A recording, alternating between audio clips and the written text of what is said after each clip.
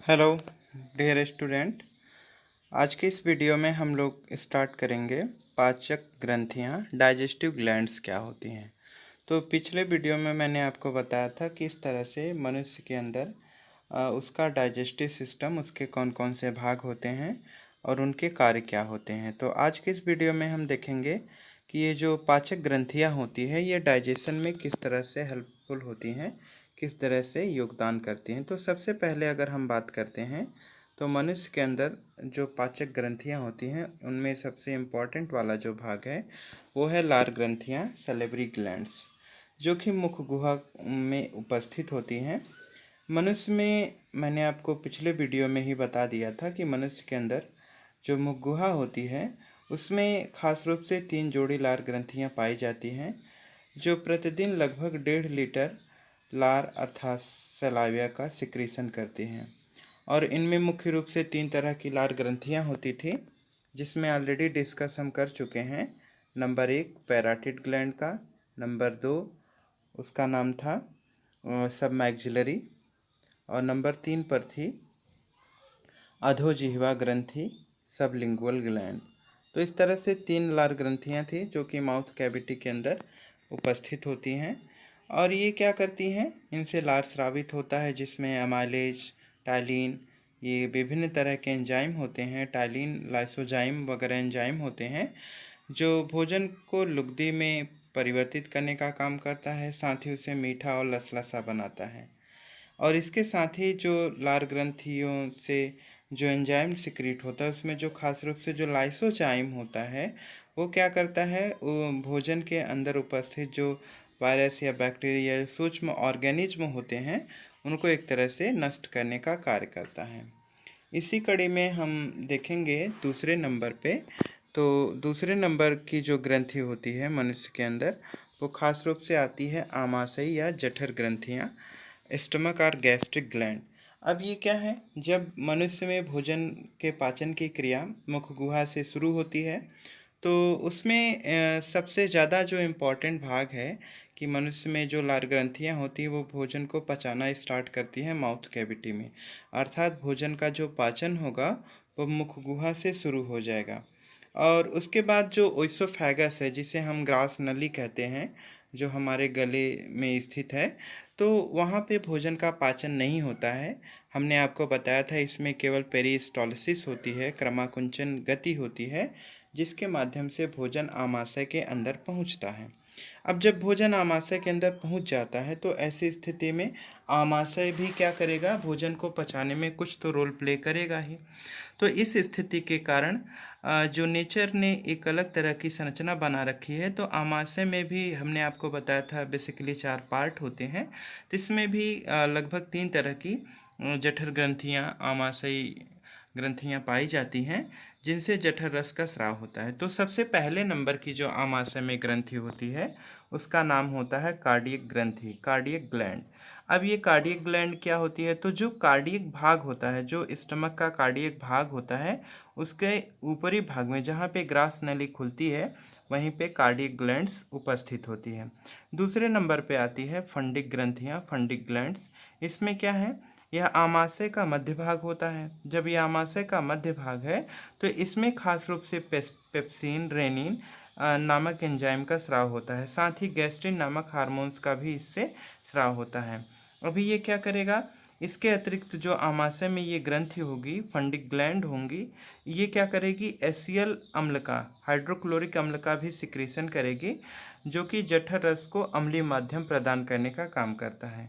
अब आपको पता भी होगा, मैंने पिछले वीडियो में ऑलरेडी आपको बताया है कि जो जठर रस होता है, जो एसियल हाइड्रोक्लोरिक अम्ल होता है, इसका पीएच मान 1.5 से लेकर 2.5 के आसपास होता है। तो काफ़ी हाई एसिडिक मीडियम होता है आमाशय के अंदर। जो स्टमक होगा वहाँ पे जो एसिडिक मीडियम होगा वो काफ़ी ज़्यादा होता है। ऐसी स्थिति के कारण जो भोजन होता है वो पूरी तरह से अम्लीय हो जाता है। तीसरे नंबर पे आता है इसी आमाशय के अंदर, तीसरे नंबर पे हम बात करेंगे पाइलोरिक ग्रंथियों की, पाइलोरिक ग्लैंड्स की। तो इसमें क्या होगा, ये खास रूप से श्लेष्म का श्रावण करता है, जो विभिन्न तरह के पाचक रस और एसियल आमाशय की दीवार से एक तरह से लगा होता है। तो जो HCl होगा, HCl क्या करता है, एक तरह से जो भी मांस के टुकड़े वगैरह होते हैं या कोई भी ऐसा जो डाइजेशन के योग्य जो भाग होता है, चाहे वो फैट ही क्यों ना हो, तो उसे वो इजीली डाइजेस्ट कर देता है, पचाने का काम करता है। लेकिन जो हाइड्रोक्लोरिक अम्ल होगा वो एक तरह से आमाशय को भी पचाने का काम कर सकता है। तो इस स्थिति के कारण जो पाइलोरिक ग्रंथि होती है वो एक तरह के श्लेष्म का स्राव करती है, एक म्यूकस बनाती है, जिसके कारण एक म्यूकस लेयर आमाशय के चारों तरफ बन जाती है, जो कि क्लोरिक अम्ल जो होगा उसके प्रभाव से आमाशय को नष्ट होने से बचाने का कार्य करती है। अगर ये म्यूकस लेयर न रहे तो ऐसी स्थिति के कारण हमारा जो आमाशय होगा वो भी डाइजेस्ट हो जाएगा। पता चला हम हर एक दूसरे दिन डॉक्टर के पास पहुँचे रहेंगे कि सर में हमारा पेट ही पच गया, तो ये एक समस्या आ सकती है। इस वजह से नेचर ने एक बेहतर संरचना बनाई है जिससे हमारे आमाशय के आंतरिक भाग में चारों तरफ एक म्यूकस लेयर होती है, जो कि HCl के दुष्प्रभाव को रोकने का काम करती है। अर्थात आमाशय के अंदर अगर किसी भी तरह का कोई भी फूड मटेरियल अगर पहुंचेगा तो उसे डाइजेस्ट करेगा, न कि आमाशय को डाइजेस्ट करेगा। तीसरे नंबर पे हम बात करेंगे यहाँ पे यकृत की। तो अब आपको पता होगा कि जो यकृत होता है, जिसे हम लीवर कहते हैं, यह मानव शरीर की सबसे बड़ी ग्रंथि होती है। तो मानव शरीर की सबसे बड़ी ग्रंथि और अंग भी इसे हम कह सकते हैं, तो सबसे बड़ा अंग और ग्रंथि होती है। अगर हम बात करें इसके भार की, तो मानव शरीर के अंदर इस ग्रंथि का जो भार होता है लगभग 1500 ग्राम के आसपास होता है। यह जो उदर गुहा होती है तो उसके डायफ्राम, मतलब जो मैंने आपको जनरली फिगर बताया था डाइजेस्टिव सिस्टम का, तो उसमें डायफ्राम वाला जो हिस्सा होता है तो उसमें आमाशय के ठीक ऊपर और ये स्थित होगा। मानव में यकृत में खास रूप से 3 पालियाँ लोब्स पाए जाते हैं, और ये जो तीनों पालियाँ होती हैं ये एक तरह से अनेकों पिंडों का फॉर्मेशन करती हैं। अब इनमें यकृत के अंदर जो अनेक बहुभुजी पिंड बने होते हैं उन्हें हम लोग गिल्सन संपुट, गिल्सन कैप्सूल नाम देते हैं। अब इन पिंडकों के अंदर हेपेटिक सेल्स पाई जाती हैं, जिनमें खास रूप से पित्तरस बाइल जूस का स्राव होता है। ये पित्तरस क्या करेगा, थैलीनुमा संरचना के अंदर एकत्रित होता है, जिसे हम लोग पित्ताशय अर्थात गाल ब्लैडर नाम देते हैं। अब पित्ताशय जो होता है ये क्या करेगा, पित्तरस के स्राव के लिए रिस्पॉन्सिबल होगा और जो विभिन्न तरह के फूड मटेरियल्स को डाइजेस्ट करने में हेल्प करेगा। अब इसके अतिरिक्त मानव शरीर में पाचन के बहुत सारे अन्य महत्वपूर्ण कार्य भी इसके होते हैं। जैसे इसका जो सबसे पहला काम होता है, ये पित्तरस का निर्माण करेगा, सिक्रीशन करेगा। तो ये क्या करेगा, आमाशयी रस जो कि अम्ल के प्रभाव मतलब जो भोजन होता है आमाशय के अंदर एसिडिक हो चुका होता है, उसे एक तरह से ये बेसिक माध्यम में सबसे पहले कन्वर्ट करने का काम करता है। साथ ही ये भोजन को सड़ने से बचाता है और वसा का इमल्सिफिकेशन भी करता है। तो जो आमाशय होगा जिसमें जिससे पित्तरस जो यकृत होगा जो कि पित्त रस का स्राव करेगा और पित्ताशय के अंदर एकत्रित करेगा, तो पित्त रस क्या करेगा, वसा का इमल्सिफिकेशन करेगा, जिसके कारण भोजन सड़ने से तथा हानिकारक जीवाणुओं से हमारे शरीर के अंदर सुरक्षित रहेगा। दूसरे नंबर पे यकृत का जो कार्य है वो है हिपैरिन का निर्माण करना। अब हिपैरिन एक तरह की प्रोटीन होती है और ये ब्लड क्लॉटिंग में रुधिर अस्कंदन की जो क्रिया होती है उसके लिए रिस्पॉन्सिबल होती है। तो बेसिकली ये हिपैरिन प्रोटीन क्या करता है, ये रुधिर को जमने से रोकता है। तो ये एंटी कोगुलेटिंग प्रोटीन का काम करता है, एक तरह से रक्त का थक्का न बनने पाए तो उसे भी रोकने का काम करता है। अगर हिपैरिन का सिक्रीशन कम हो जाए तो हमारी बॉडी के अंदर जो ब्लड होता है वो एक तरह से क्लॉट कर जाएगा, थक्के के रूप में बदल जाएगा। ऐसी स्थिति के कारण रुधिर वाहिनियों में ब्लड जमने लगेगा। अभी जो तीसरे नंबर पे इसका काम यकृत का होता है वो ज़्यादा इम्पॉर्टेंट है। यह है ग्लाइकोजन का संचय करना। ये संचय करेगा, एक तरह से एक्यूमुलेशन ऑफ ग्लाइकोजन के लिए रिस्पॉन्सिबल होता है। तब ये ग्लाइकोजन क्या होता है, तो ग्लूकोज की हमारे शरीर में जब अधिक मात्रा हो जाती है तो एक तरह से हम पूरी की पूरी ग्लूकोज को यूज नहीं कर पाते। तो ऐसी स्थिति के कारण जो ग्लूकोज होगा उसे यकृत क्या करता है, ग्लाइकोजन में परिवर्तित कर देता है और यकृत के अंदर संचित रखता है। बाद में इसे ज़रूरतों के अनुसार उपयोग किया जाता है। अगला इसका जो कार्य होता है वो है वसा का संश्लेषण करना, फैट की सिंथेसिस करना। तो यकृत खास रूप से क्या करता है, जो कोशिकाएं यकृत में उपस्थित होती हैं उसमें जो ग्लूकोज की अतिरिक्त मात्रा होती है, ज़्यादा मात्रा होती है, उसे ये फैट में, वसा में, वसीय ऊतकों में बदलने का कार्य करता है। नेक्स्ट जो इसका कार्य है यह है पित्त वर्णकों का उत्सर्जन करना। तो जो पित्त वर्णक होते हैं उनका एक्सक्रीशन करना बेसिकली। तो पित्त वर्णक में जैसे कुछ हानिकारक पदार्थ होते हैं जो कि यकृत के अंदर निर्मित होते हैं और ये हमारी रुधिर वाहिनियों तथा शरीर के अन्य अंगों के लिए काफ़ी हार्मफुल होते हैं। तो ऐसी स्थिति के कारण जो पित्त लवण होते हैं, वर्णक होते हैं, ये लाल रुधिर कणिकाओं में उत्सर्जी पदार्थ के रूप में मुख्यतः उपस्थित होते हैं। बाद में क्या किए जाते हैं, जैसे जो हमारी किडनी होती है, हमारा वृक्क होता है, उसके माध्यम से इसे छानकर फिल्टर करके शरीर के उत्सर्जी अंग अर्थात मूत्र के माध्यम से इसे बाहर निष्कासित कर दिया जाता है। नेक्स्ट जो यकृत का कार्य होता है वो है यूरिया का संश्लेषण करना, सिंथेसिस ऑफ यूरिया। अभी ये सिंथेसिस में क्या करेगा, सिंथेसिस का मतलब होता है निर्माण करने से। तो यकृत के अंदर ही यूरिया का संश्लेषण अर्थात निर्माण भी होता है, जो कि एक विषैले पदार्थ को कम हानिकारक पदार्थ में बदलने का कार्य करता है। तो यूरिया क्या है, यकृत में जो यूरिया होती है वो एक तरह से विषैली न हो, तो यकृत का खास रूप से जो कार्य हुआ, ये शरीर के अंदर हानिकारक पदार्थ जो होते हैं उनका डिटॉक्सिफिकेशन करने का काम करता है, निराविषीकरण करने का भी कार्य करता है।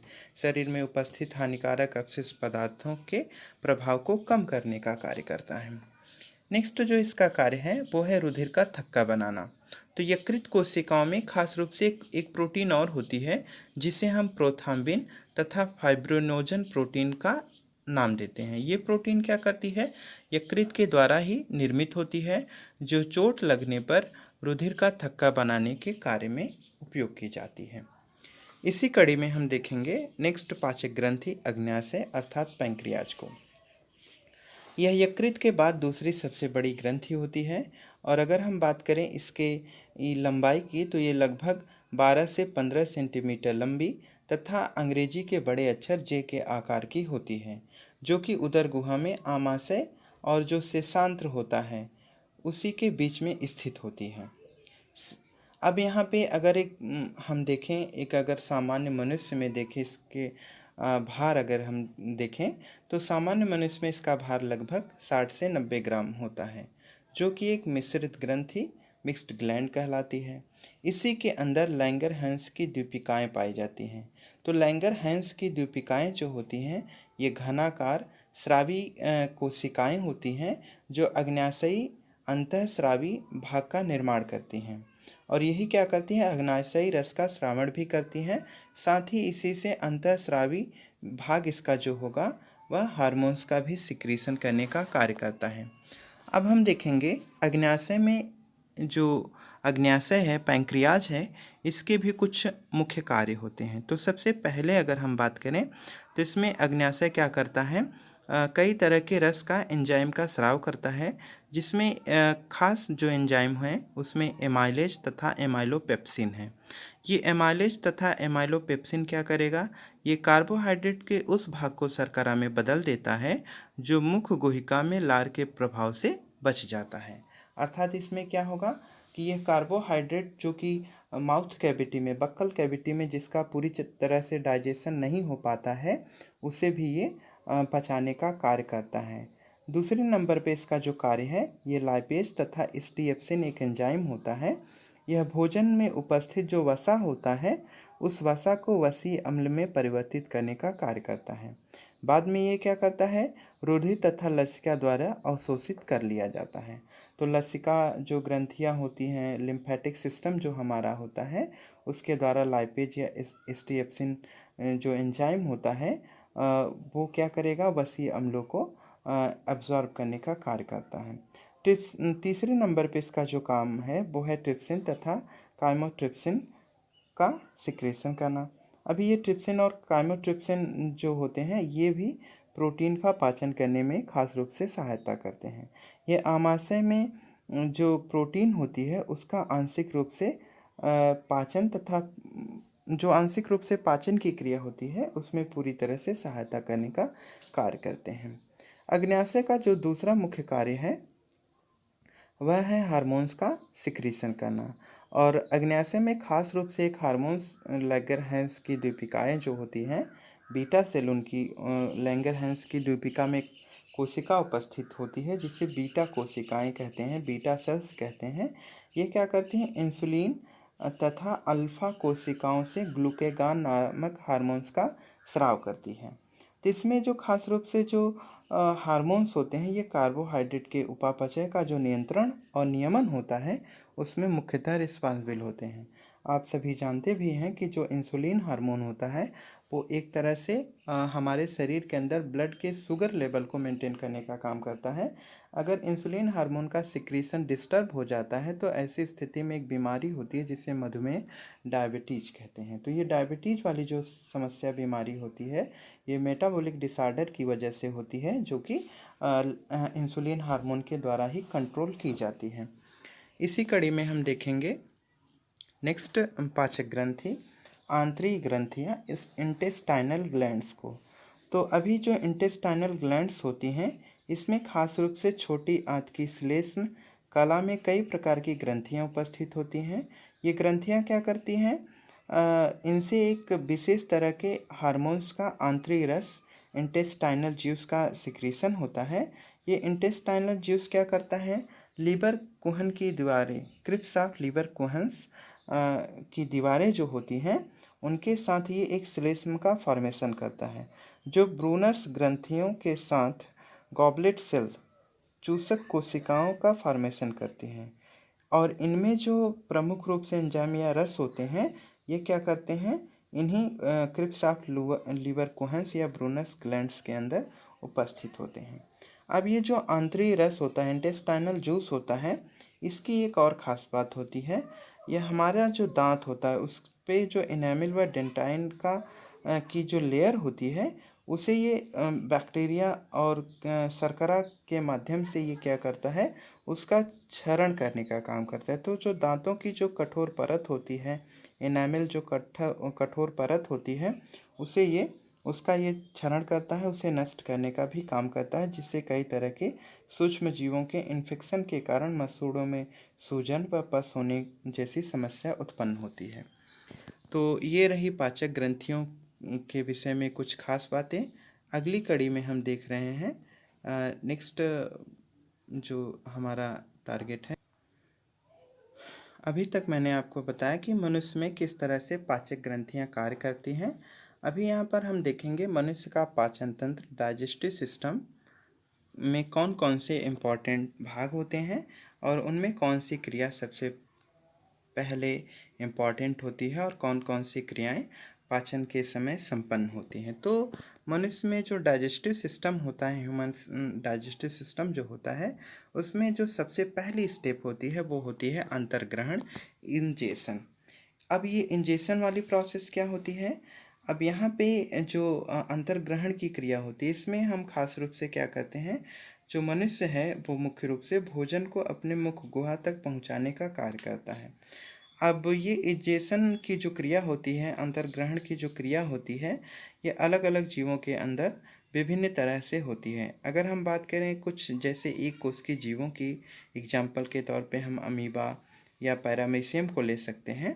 तो इनमें क्या होता है, खास रूप से ये जो सूक्ष्म जीव होते हैं ये फूड मटेरियल के पास अटैच हो जाते हैं और इन जेसन की क्रिया के द्वारा, मतलब इन अंतर्वलन, इनवेजिनेशन की क्रिया के द्वारा ये फूड मटेरियल को अपनी बॉडी के अंदर इंटर कर लेते हैं और फिर उसे डाइजेस्ट करने का कार्य करते हैं। लेकिन अगर हम बात करें बहुकोशिकीय जंतुओं की, तो बहुकोशिकीय जंतुओं में उनका जो डाइजेस्टिव सिस्टम होता है वो काफ़ी विकसित होता है। एग्जाम्पल के तौर पे जैसे हम देखें हाइड्रा में स्पर्शक टेंटिकल्स पाए जाते हैं, साथ ही जैसे पक्षियों में चोंच पाए जाते हैं, और मानव में अगर हम देखें तो इसमें मुख होता है जिसके माध्यम से ये भोजन को अपने माउथ कैविटी में रखने का कार्य करते हैं। तो इस तरह से भोजन को माउथ कैविटी तक पहुंचाने की जो क्रिया होती है उसी को हम लोग अंतर्ग्रहण कहते हैं। सेकंड नंबर पे हम देखेंगे पाचन, डाइजेशन क्या होता है। तो ये काफ़ी इम्पॉर्टेंट भाग है। इसमें पाचन की जो क्रिया होती है वो अलग अलग जीवों में भी अलग तरीके से होती है। जो एक कोष की जीव होते हैं उनमें बेसिकली क्या होता है कि फूड मटेरियल डायरेक्टली उनकी कोशिका में के अंदर ही विलीन हो जाता है, डाइजेस्ट हो जाता है। जबकि जो बहुकोशिकीय जंतु होते हैं उनके अंदर जो पाचन की क्रिया होती है वो काफ़ी जटिल तरीके से होती है। और अगर हम बात करें मनुष्य में, तो मनुष्य में जो पाचन की क्रिया होती है वो खास रूप से दो तरीक़ों के माध्यम से होती है, दो विधियों के द्वारा होती है। जिसमें जो सबसे पहली विधि होती है उसे हम कहते हैं यांत्रिक या भौतिक पाचन, मैकेनिकल और फिजिकल डाइजेशन। अभी ये मैकेनिकल और फिजिकल डाइजेशन क्या है, तो मैकेनिकल यांत्रिक का मतलब होता है जिसमें कुछ कार्य किया जाता है, जिसमें थोड़ा परिश्रम होता है। तो यांत्रिक या भौतिक पाचन में खास रूप से मैकेनिकल डाइजेशन जो होता है, इसमें भोजन को चबाना और आमाशय में लुगदी का बनना, साथ ही आहार नाल में क्रमाकुंचन की गति और आगे की तरफ खिसकना आदि ये सभी क्रियाएं सम्मिलित होती हैं। तो खास रूप से जो मैकेनिकल डाइजेशन होता है इसमें हम भोजन को चबा चबा कर उसे लुगदी के रूप में परिवर्तित करने का कार्य करते हैं। और जो क्रमाकुंचन की क्रिया होती है, पेरिस्टालसिस की क्रिया होती है या पेशी संकुचन जो होता है, ये सारी प्रक्रियाएं मैकेनिकल डाइजेशन में सम्मिलित होती हैं। सेकंड नंबर पे देखेंगे हम लोग रासायनिक पाचन, केमिकल डाइजेशन। तो ये जो रासायनिक पाचन है ये भौतिक पाचन के अलावा जो फिजिकल डाइजेशन या मैकेनिकल डाइजेशन है उसके अलावा जो केमिकल डाइजेशन होता है ये काफ़ी रिस्पॉन्सिबल होता है डाइजेशन की प्रोसेस के लिए। तो सबसे पहले इसमें जो मैकेनिकल डाइजेशन की जो प्रोसेस होती है वो हमारी माउथ कैविटी से अर्थात मुख गुहा से ही प्रारंभ हो जाती है। जिसमें आप जानते हैं कि जो मंड होता है वो मंड जल के साथ टाइलिन में उपस्थित जो लार होती है उसकी उपस्थिति में ये मंड किस में परिवर्तित हो जाता है, शर्करा के रूप में परिवर्तित हो जाता है। तो ये जो मुख गुहा के अंदर जो पाचन होता है उसमें जो स्टार्च होगा, मंड होगा, वो जल की उपस्थिति में तथा लार के अंदर जो टाइलिन एंजाइम होता है, इन दोनों के कारण ये शर्करा अर्थात शुगर के रूप में परिवर्तित हो जाता है। साथ ही जो ग्रास नली होती है हमारी, जो ओइसोफेगस होती है, उसमें किसी भी तरह का कोई डाइजेस्टिव एंजाइम या ग्लैंड नहीं होती है, तो इस कारण से इसमें केवल क्रमाकुंचन की गति ही हो पाती है। और अगर हम बात करें आमाशय में जो पाचन की क्रिया होती है, तो आमाशय के अंदर जो पाचन की क्रिया होती है वो खास रूप से जठर रस में उपस्थित जो विभिन्न तरह के एंजाइम होते हैं और उसमें जो एग्जाम्पल के तौर पे जो हाइड्रोक्लोरिक अम्ल होता है, पेप्सिन, जठर लाइपेज, रेनिन, ये सारे जो एंजाइम होते हैं वो एक तरह से पाचन की क्रिया के लिए रिस्पॉन्सिबल होते हैं। अब ये जो हमारा आमाशय होता है उसमें खास रूप से जो पेप्सिन एंजाइम होता है वो पेप्सिन एंजाइम कब सक्रिय होता है, तो सबसे पहले जो पेप्सिन होता है पेप्सिनोजन के फॉर्म में होता है जो कि इनएक्टिव रहता है, निष्क्रिय रहता है। लेकिन जैसे ही इसे HCl मिलता है, हाइड्रोक्लोरिक अम्ल मिलता है, ये पेप्सिन में कन्वर्ट हो जाता है, तब ये एक्टिवेट हो जाता है। तो पेप्सिनोजन जो कि निष्क्रिय रहेगा, हाइड्रोक्लोरिक अम्ल HCl की प्रेजेंस में पेप्सिन में कन्वर्ट हो जाता है, तब ये सक्रिय होता है। जब ये सक्रिय हो जाता है फिर ये क्या करेगा, अब ये पेप्सिन जो एंजाइम होगा ये प्रोटीन को पेप्टोन्स प्लस पॉलीपेप्टाइड में कन्वर्ट कर देगा। साथ ही जो रेनिन एंजाइम होता है वो दुग्ध प्रोटीन जो होती है, जिस दूध में खास रूप से एक प्रोटीन होती है जिसे हम लोग केसिन प्रोटीन कहते हैं, और इसी के कारण दूध का रंग जो होता है वो सफ़ेद होता है। तो केसिन प्रोटीन के कारण ही दूध का रंग कैसा होता है, सफ़ेद होता है। तो ये जो दुग्ध प्रोटीन केसिन होती है ये रेनिन एंजाइम की उपस्थिति में पैरा केसिनेट के रूप में परिवर्तित हो जाती है, कन्वर्ट हो जाती है। तीसरे नंबर पे हम देखेंगे जो जठर लाइपेज होता है। तो इसमें जो वसा होती है, वसा जठर लाइपेज की उपस्थिति में, लाइपेज एंजाइम की उपस्थिति में ये ट्राइग्लिसराइड्स के फॉर्म में कन्वर्ट हो जाता है। इसी कड़ी में जो छोटी आंत के अंदर पाचन होता है, केमिकल डाइजेशन होता है, तो छोटी आंत के अंदर कई तरह के अग्न्याशयी रस और पित्तरस का सिक्रीशन होता है, जिसके विषय में हम पहले भी डिस्कस कर चुके हैं। तो पित्तरस क्या करता है, पित्ताशय से स्रावित होता है। साथ ही जो अग्न्याशयी रस ये पैंक्रियाटिक जूस का जो फॉर्मेशन होता है वो भी अग्न्याशय से होता है, और ये भी भोजन के पाचन में काफ़ी रिस्पॉन्सिबल होते हैं। अभी यहाँ पे जो अग्न्याशयी रस होता है उसमें जैसे खास रूप से कुछ केमिकल चेंजिंग होती है। तो उसमें अगर हम जैसे बात करें ट्रिप्सिन जो एंजाइम होता है, ट्रिप्सिन क्या करता है, एंटेरोकाइनेज की प्रेजेंस में ट्रिप्सिन का फॉर्मेशन, ट्रिप्सिनोजन एंटेरोकाइनेज के प्रेजेंस में ट्रिप्सिन का फॉर्मेशन करेगा। प्रोटीन जो होगा वो ट्रिप्सिन की प्रेजेंस में पेप्टोन्स प्लस पॉलीपेप्टाइड में कन्वर्ट हो जाती है। काइमोट्रिप्सिन तथा कार्बोक्सीपेप्टिडेज जो होते हैं वो क्या करते हैं, ये प्रोटीन को काइमोट्रिप्सिन पेप्टोन्स प्लस पॉलीपेप्टाइड में कन्वर्ट कर देता है। अब ये कार्बोक्सीपेप्टिडेज की प्रेजेंस में एमिनो एसिड का फॉर्मेशन करता है। तो आपको पता है हमारे शरीर के अंदर 20 तरह के अमीनो अम्ल पाए जाते हैं, जो कि जिनमें से 10 हमारे शरीर के लिए आवश्यक अर्थात यूजफुल तथा 10 अनावश्यक नॉन एसेंशियल अमीनो एसिड होते हैं। इसी कड़ी में जो हमारा केमिकल डाइजेशन होता है, इसमें कार्बोहाइड्रेट्स के साथ भी कुछ परिवर्तन होते हैं, जिसमें जो मंड स्टार्च होता है वो जल की प्रेजेंस में एमाइलेज तथा एमाइलॉप्सिन एंजाइम की प्रेजेंस में डाइसैकेराइड्स अर्थात माल्टोज का फॉर्मेशन करता है। साथ ही जो वसा होती है, वसा का इमल्सिफिकेशन जो होता है, तो वसा लाइपेज तथा एस्टिएप्सिन एंजाइम के प्रेजेंस में वसीय अम्ल तथा ग्लिसरॉल का फॉर्मेशन करती है। इसी कड़ी में जो न्यूक्लिक अम्ल होता है वो न्यूक्लियस एंजाइम की प्रेजेंस में न्यूक्लियोटाइड्स का फॉर्मेशन करता है, जो कि डीएनए तथा अन्य जेनेटिक मटेरियल के फॉर्मेशन में हेल्प करते हैं। साथ ही जो आंतरिक रस होता है, इंटेस्टाइनल जो जूस होता है, वो उसमें जैसे कुछ जो एंजाइम होते हैं, जैसे एग्जांपल के तौर पर जो सुक्रोज होता है वो सुक्रेज की प्रेजेंस में ग्लूकोज और फ्रक्टोज में कन्वर्ट हो जाता है। लैक्टोज जो होता है लैक्टेज की प्रेजेंस में ग्लूकोज प्लस गैलेक्टोज में कन्वर्ट हो जाता है। साथ ही जो माल्टोज होता है वो माल्टोज की प्रेजेंस में ग्लूकोज प्लस ग्लूकोज में कन्वर्ट हो जाता है। इसी तरह से कई सारे परिवर्तन बदलाव होते रहते हैं, और इस तरह से जो केमिकल डाइजेशन होता है वो लास्ट में जो न्यूक्लियोटाइड्स होते हैं उनमें जो पाचक एंजाइम होते हैं, खास रूप से न्यूक्लियोटाइड्स क्या करता है, न्यूक्लियोटाइडेज एंजाइम की प्रेजेंस में न्यूक्लियोसाइड्स प्लस फॉस्फेट का फॉर्मेशन करेगा, और ये जो परिवर्तन होगा वो 7.8 pH पे होता है। न्यूक्लियोसाइड्स जो होता है न्यूक्लियोसाइडेज की प्रेजेंस में नाइट्रोजन प्लस क्षारक शर्करा का फॉर्मेशन करता है। अब इसके बाद जो केमिकल डाइजेशन की प्रोसेस होती है वो पूरी तरह से कंप्लीट होती है। फिर हम तीसरे नंबर पे बात करेंगे भोजन का अवशोषण। जब पूरी तरह से जो मैकेनिकल डाइजेशन और केमिकल डाइजेशन जब कंप्लीट हो जाता है, उसके बाद हम बात करते हैं भोजन के अवशोषण की, एब्जॉर्प्शन ऑफ फूड की। तो मैंने आपको बताया था कि कुछ विलस की तरह संरचना होती हैं, अंगुली जैसी संरचनाएं होती हैं जो हमारी आंतों के अंदर, और डाइजेस्टिव ग्लैंड्स जो हमारी इंटेस्टाइन होती है उसमें खास रूप से उपस्थित होती है। और ये क्या करती है, जो पाचक एंजाइम या रस होते हैं या न्यूट्रिएंट्स होते हैं उनको एक तरह से एब्जॉर्ब करने का काम करती है। खास रूप से इसमें जो वसी अम्ल होते हैं, कार्बोहाइड्रेट होते हैं, प्रोटीन्स होती हैं, विटामिन्स होते हैं, और दूसरे जो आवश्यक तत्व होते हैं उन सबको ये एब्जॉर्ब करने का काम करते हैं। इसी कड़ी में हम देखेंगे भोजन का स्वांगीकरण, एसिमिलेशन ऑफ फूड।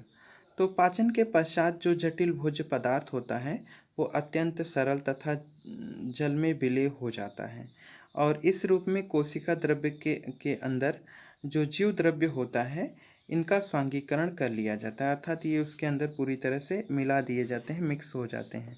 अवशोषित ग्लूकोज कोशिकाओं में आंतरिक श्वसन द्वारा ऊर्जा का उत्पादन करता है। साथ ही जो अमीनो अम्ल होते हैं वो प्रोटीन के निर्माण में सहायता करने लगते हैं, जो कोशिकाओं के निर्माण, मरम्मत, वृद्धि तथा अन्य कार्य के लिए काफ़ी महत्वपूर्ण या फिर उपयोगी साबित होते हैं। नेक्स्ट और लास्ट जो हमारा पॉइंट होगा उसमें हम देखेंगे मल परित्याग बहिक्षेपण इजेशन की प्रक्रिया क्या होती है। तो अवशोषण की क्रिया के पश्चात जो अनेक तरह के अपचयित जो या हानिकारक जो पदार्थ हमारे शरीर में रह जाते हैं, बच जाते हैं, जिनका शरीर के अंदर रहना काफ़ी हानिकारक हो सकता है, उन्हें मनुष्य क्या करता है, गुदा द्वार के माध्यम से बहिक्षेपण की क्रिया द्वारा शरीर से बाहर निष्कासित कर देता है। तो इस तरह से आज का ये चैप्टर पूरी तरह से समाप्त होता है। नेक्स्ट कड़ी में हम लोग डिस्कस करेंगे श्वसन। किसी भी तरह के कोई कन्फ्यूजन के लिए आप लोग कमेंट करिए, वीडियो को लाइक करिए।